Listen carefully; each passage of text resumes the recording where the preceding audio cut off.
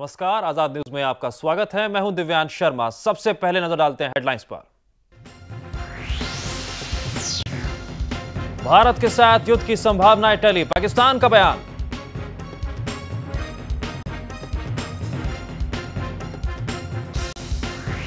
चिदंबरम ने बुलाए उच्च स्तरीय बैठक, देश की सुरक्षा पर लेकर जायजा।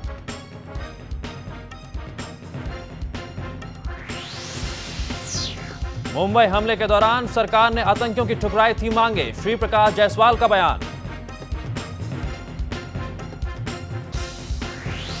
जम्मू कश्मीर में सरकार बनाने के लिए जोड़ तोड़ शुरू, कांग्रेस पर टिकी सभी की नजर।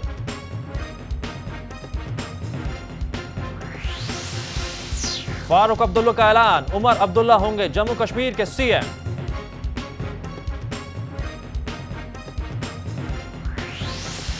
और मालेगांव ब्लास्ट के सभी आरोपियों की न्यायिक हिरासत बढ़ी, मकौका कोर्ट का फैसला।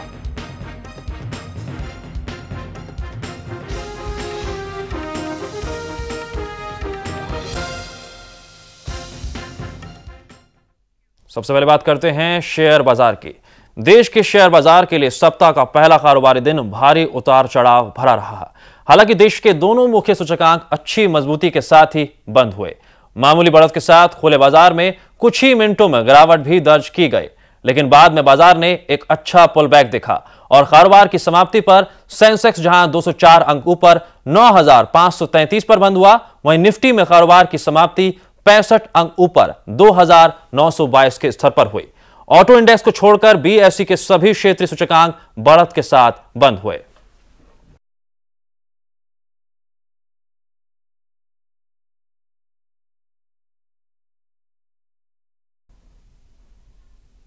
और आइए अब सीधे चलते हैं मेरे सहयोगी सौरभ श्रीवास्तव के पास और जानते हैं क्या रहा बाजार का हाल बाजार दिन भर में।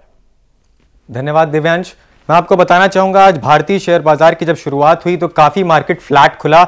मार्केट में देखी जा रही थी नेगेटिविटी, जिस हिसाब से विदेशी बाजारों में लगातार गिरावट चल रही है, चाहे वो एशियाई बाजार हो, चाहे वो न्यूयॉर्क स्टॉक एक्सचेंज हो, डाउ जोन्स हो, नैस्डैक हो, सब में बराबर से गिरावट चल रही है। लेकिन पिछले शुक्रवार के अगर नैस्डैक और डाउ जोन्स की समाप्ति की बात करी जाए तो उसमें हल्की बढ़त यानी कि फ्लैट के कारोबार के साथ बंद हुआ था अमेरिकी शेयर बाजार। उसका असर भारतीय शेयर बाजार पर आज सवेरे देखा गया जब बाजार खुला कारोबारी सप्ताह के पहले दिन। आज बाजार जब खुला तो मैं बताऊं आपको कि 2 से 6 अंक की बढ़त थी, उसमें ज्यादा कुछ उसमें गुंजाइश नहीं नजर आ रही थी, बाजार के अंदर कुछ पॉजिटिविटी नहीं थी।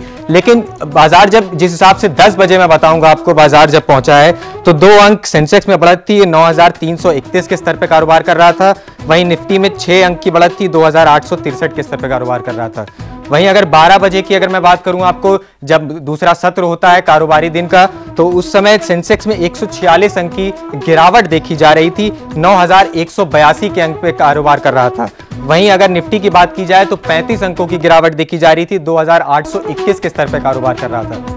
वहीं 3 बजे की अगर बात करी जाए तो बाजार बंद होने के आधे घंटे पहले 161 अंक पे सेंसेक्स कारोबार कर रहा था, बढ़कर 9,490 के स्तर पर। वहीं 50 अंक में निफ्टी में बढ़त देखी जा रही थी। यानी कि पूरा अगर सूरत हाल आज भारतीय शेयर बाजार का देखा जाए तो खासा उतार चढ़ाव भरा रहा। सवेरे जिस हिसाब से मार्केट हल्की फ्लैट थी, उसके बाद जब कारोबारी सत्र बढ़ा उसमें गिरावट देखी जा रही थी। उसके बावजूद लेकिन जिस हिसाब से बैंकों द्वारा, निजी बैंकों द्वारा, चाहे वो सरकारी बैंकों द्वारा ब्याज दरों में लगातार कटौती की घोषणाएं आ रही हैं, उसका असर आज भारतीय शेयर बाजार के ऊपर देखा गया और बाजार बंद होने तक अच्छा खासा इसने पुल बैक करके 200 अंक सेंसेक्स बंद हुआ। लेकिन मैं आपको बताऊंगा दिव्यांश की पिछले हफ्ते जिस हिसाब का कारोबार रहा था, तकरीबन 800 अंकों की गिरावट देखी गई थी। यह माना जा रहा था कि भारतीय शेयर बाजार इस बार भी इस हफ्ते भी नेगेटिवली ही रिएक्ट कर सकता है। लेकिन जिस हिसाब से उसने पॉजिटिवली रिएक्ट किया, आज सोमवार एक बुरा दिन माना जाता है सेंसेक्स के इतिहास के लिए, निफ्टी के इतिहास के लिए,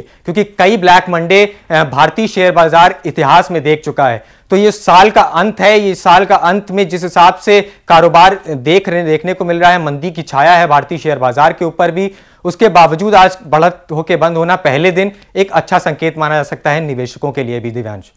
सौरभ, अगर बात करें निवेशकों की तो उनके लिए कौन से सेक्टर्स में जो है पैसा निवेश करना बेहतर होगा, कौन से सेक्टर्स में पैसा लगाकर उन्हें फायदा का सौदा साबित हो सकता है उनके लिए?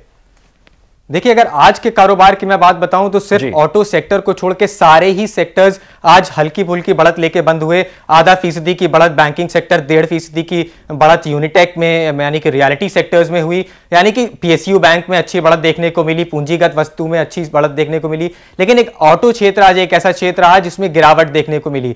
मैं आपको बताऊंगा कि जनरल मोटर्स और डेमलर क्राइसलर हो, इंटरनेशनल ये ऑटो कंपनियां हैं जिनको बेल आउट पारित हो गया है। 2 बार मना करने के बावजूद उनको तीसरी बार के तीसरे चरण में जो है उनको बेल आउट मिल गया अमेरिकी सरकार द्वारा। उसके बावजूद जो वैश्विक स्तर है ऑटो का, पूरे विश्व में उनका फैलाव है, उनका दायरा है, जनरल मोटर्स का हो, चाहे डेमलर क्राइसलर का हो, फोर्ड का हो, तो इसके बावजूद जो है ऑटो सेक्टर जो है वो मंदी की मार ज्यादा झेल रहा है। मांग की कमी इसमें ज्यादा माना जा रहा है क्योंकि कस्टमर्स ही नहीं है। कस्टमर्स ऑटो लोन भी प्रोवाइड नहीं कर पा रहे हैं क्योंकि बैंक्स के पास भी पर्याप्त लिक्विडिटी नहीं है, जिसके चलते ऑटो सेक्टर्स में लगातार गिरावट देखी जा रही है। मैं आपको बताऊं कि आज जो है हुंडई ने अपनी i10 का न्यू वर्जन i20 लॉन्च किया, उसके बावजूद ऑटो सेक्टर्स में आज कुछ खासी बढ़त देखने को मिली। हुंडई के शेयर्स में हल्की फुल्की बढ़त आज देखी जा गई, लेकिन उसके बावजूद मैं बताऊंगा आपको ऑटो सेक्टर ने निराश किया। दिव्यांश, चलिए सौरभ, इस तमाम जानकारी के लिए आपका बहुत बहुत शुक्रिया। अब बात करते हैं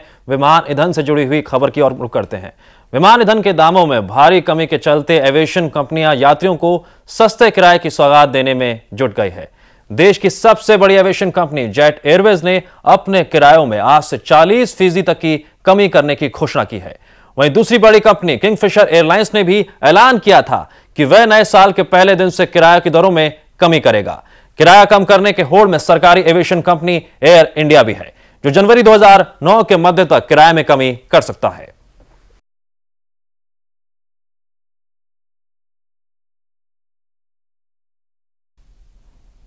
फिलहाल वक्त है ब्रेक का। आप बने रहिए मेरे साथ और देखते रहिए आजाद न्यूज।